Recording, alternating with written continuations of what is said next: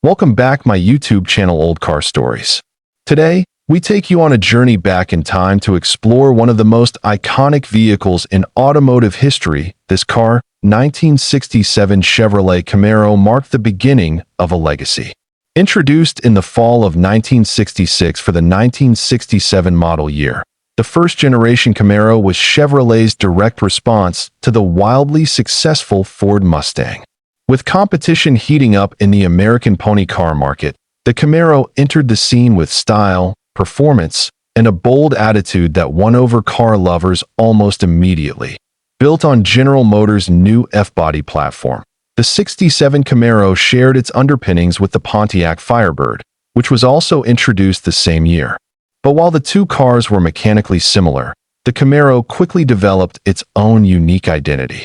Its long hood, short rear deck, and aggressive stance gave it a sporty look that captured the imagination of a young and performance-hungry generation.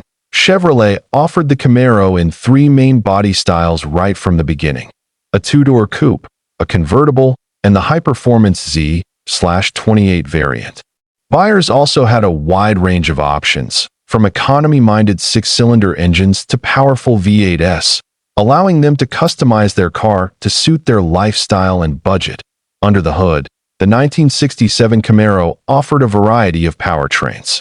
The base models came with a 230 cubic inch inline-six engine producing around 140 horsepower.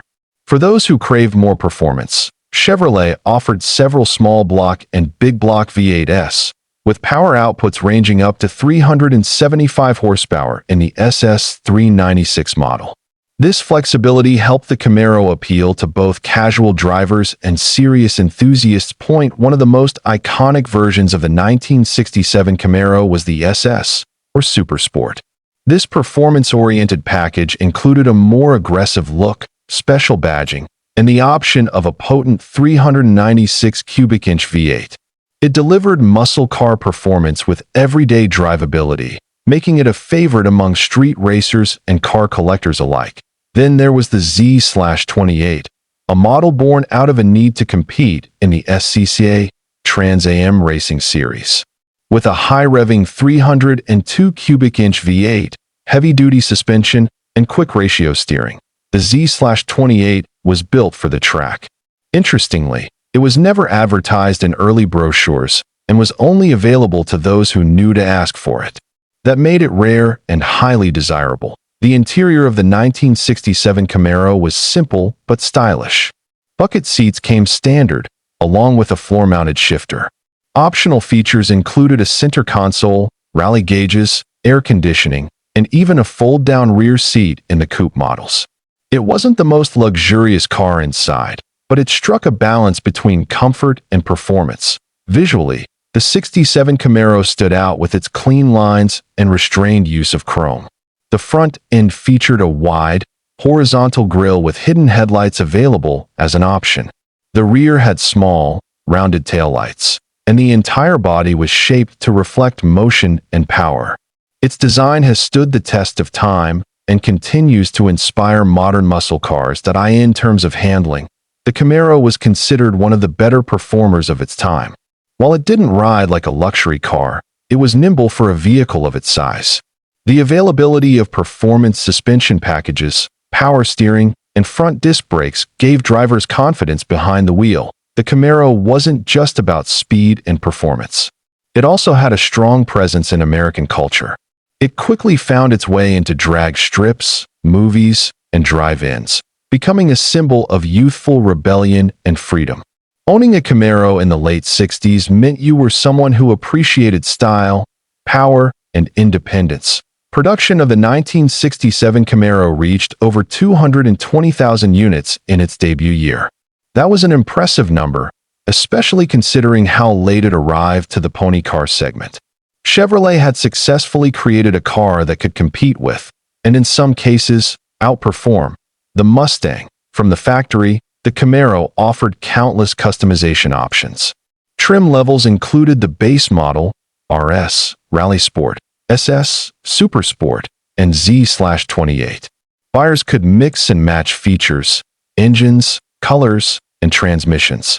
This freedom of choice was a key selling point and added to the car's lasting appeal. The RS package was more about style than performance.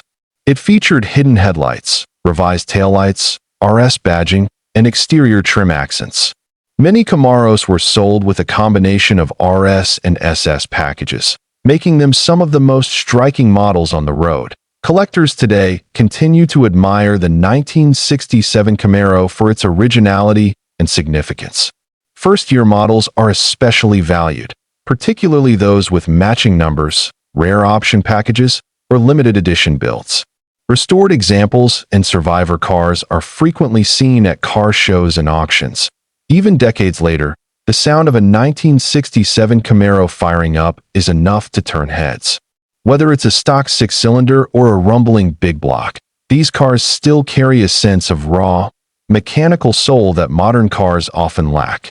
It's a feeling you can't replicate with electronics and computer systems. The Camaro would go on to see multiple generations, but the 1967 model remains a pure representation of Chevrolet's intent to offer an American muscle car that could do it all, perform on the streets, look great in the driveway, and take on the competition with confidence. Over the years, this car 1967 Chevrolet Camaro United States has become more than just a classic car. It represents an era of bold design, mechanical simplicity, and unfiltered driving fun. It reminds us of a time when cars were built with heart and soul, machines that encouraged adventure every time you turned the key. For enthusiasts, owning a 1967 Camaro isn't just about transportation. It's about preserving a piece of history, a connection to an age when every drive felt like a journey. And for those who grew up watching them roar down the road, it's a powerful piece of nostalgia brought back to life.